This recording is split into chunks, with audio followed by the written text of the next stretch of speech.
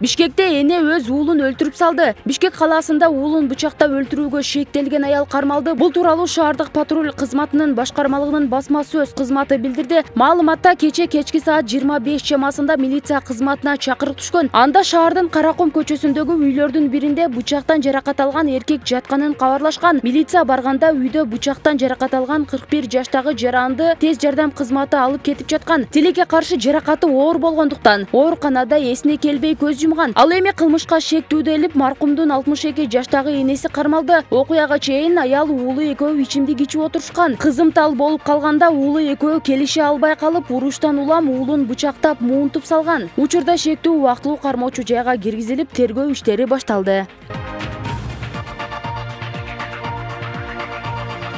Бишкекте кургак сүттү мыйзамсыз өндүргөн жашыруун цех табылды. Бишкекте Фрима кургак сүтүн мыйзамсыз жол менен өндүрүп келген жашыруун цех табылды. Бул тууралуу экономикалык кылмыштарга каршы күрөшүү мамлекеттик кызматы кабарлады. Мекемеден билдиргендей, бул факты жазык кодексинин 218-беренеси товарларды индивидуалдаштыруу каражаттарын, иштерди кызмат көрсөтүүлөрдү мыйзамсыз пайдалануу менен сотко чейинки өндүрүшкө алынган. 25 январь күнү Ордо калаадагы базарлардын биринин аймагынан аталган азыкты санитардык эрежелер сакталбаган шартта жасаган цех табылды. Учурда өлкө боюнча ушул сыяктуу фактыларды аныктоо иш-чаралары жүрүп жатат деп айтылат маалыматта. Финпол азык-түлүктөрдү мыйзамсыз өндүрүү жана сатуу менен алектенгендер тууралуу кабары барларга кайрылып 1955 номерине билдирип коюуну суранат. Мындай азыктар өлкө экономикасына гана эмес, жарандардын ден соолугуна да коркунуч келтирери белгиленет.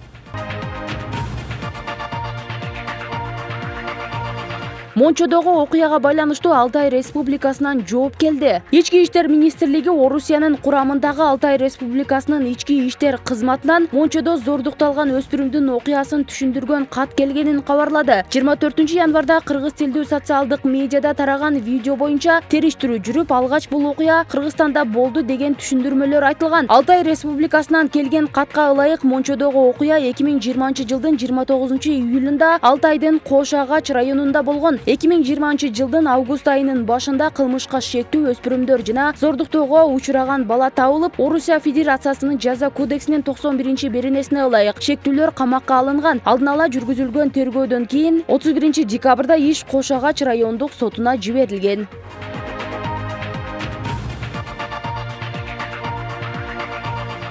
Эркектин интимдик видеосун шантаж кылып акча талап кылган аял кармалды. Баш калаанын тургуну интимдик видео менен шантаж кылып акча талап кылган аял кармалды. Бул тууралуу Бишкек шаардык ички иштер башкармалыгынын маалымат кызматы маалымдады. Билдирүүдө айтылгандай 11 январда Лелин райондук милициясы ММ аттуу жаран арыз менен кайрылган. Арызда белгисиз аял туугандарыңа интимдик видеоңду көрсөтөм деп 30 000 сом талап кылып жатканын айтып, ага чара көрүүнү сураган. Ыкчам тергөө иштеринин жүрүшүндө шектүү катары 36 жаштагы аял 15 000 сом өлчөмүндөгү акча алып жаткан учурда кармалган. Бул факты боюнча кылмыш жаза кодексинин 203-беренеси пара талап кылуу менен тергөө амалдары башталды. Карамушкина Кыргызстанда орус тилин мамлекеттик тил кылууну сунуштады. Бул тууралуу бүгүн комитетте мамлекеттик тил боюнча каралган маселе учурунда билдирди. Депутат Каныбек Иманалиевдин диссертациялар кыргыз тилинде корголушу керектигин айтты эле Карамушкина буга каршы чыкты. Эгерде Кыргызстанда эки тил, орус жана кыргыз тилдери мамлекеттик болсо, анда эмне болот? Көпчүлүк үчүн жумушка орношууда кыргыз тилин билбегендик чектөө болуп калды. Мага жумуш табууга жардам сурап бир нече адам кайрылышты. Бирок мамлекеттик тилди билбегендиктен баш тартышты. Бүгүнкү күндө мисалы өкмөттөн мамлекеттик тилде гана билдирүү келди. Орус тилдүү каражаттарга мамлекеттик тилде жооп берилет. Өкмөт мындайын токтотуусун талап кылам, деди эл өкүлү.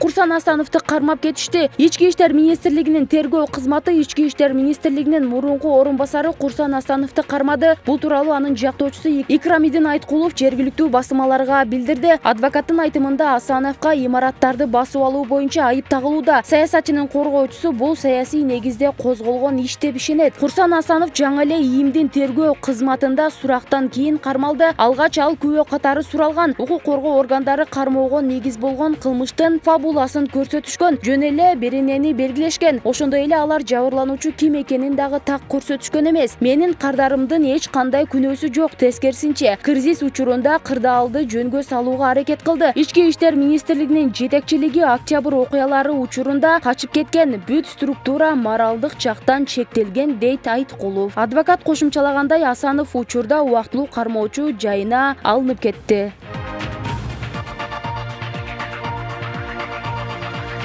Депутаттар Ысык көлдө казино ачууну сунуштап жатат. Ысык көл облусунда казинолордун ишине уруксаат берүү сунушталды. Тиешелүү мыйзам долбоору жогорку кеңештин сайтында коомдук талкууга коюлду. Демилгечилер депутаттар Дастан Жумабеков менен Бакытбек Турсунбеков болгон. Алар долбоор өлкө экономикасына салым кошуу, туристтик тармакты өнүктүрүү жана инвестицияларды тартуу максатында иштелип чыкканын жазышкан. 2012 жылдын 1-январында Кыргызстанда кумар оюндарынын ишине тыюу салган мыйзам күчүнө киргенин белгилеп өтүшкөн. Кумар оюндарынын катышуучусу чет мамлекеттин жараны болуп саналат деп белгиленет долбоордун негиздемесинде. Демилгечилер кумар оюндарынын ишине тыюу салуу мамлекеттик бюджетти бир жылда 600 миллион сом жоготууга, ошондой эле 11 миңден ашык жумушчу орундарынын жабылышына алып келгенин айтышкан. Казино Тамчы аэропортунун базасындагы 1200 гектар жерде бир нече мейманканасы менен курулушу болжолдонгон.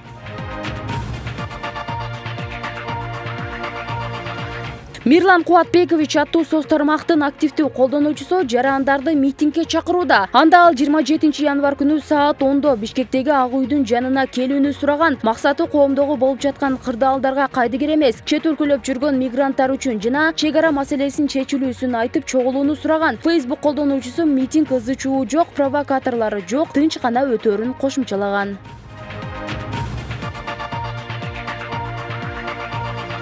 Путинге таандык деген Хан сарай боюнча иликтөөгө ал өзү жооп кайтарды. Орусиянын президенти Владимир Путин коррупцияга каршы күрөш фонду жарыялаган иликтөөдө айтылган келенжектеги Хан сарай ага таандык эмес экендигин билдирди. Бул тууралуу Путин 25 январда студенттер менен онлайн жолугушуунун жүрүшүндө жарыялады. Ал эми иликтөөнү болсо компиляция деп атаган.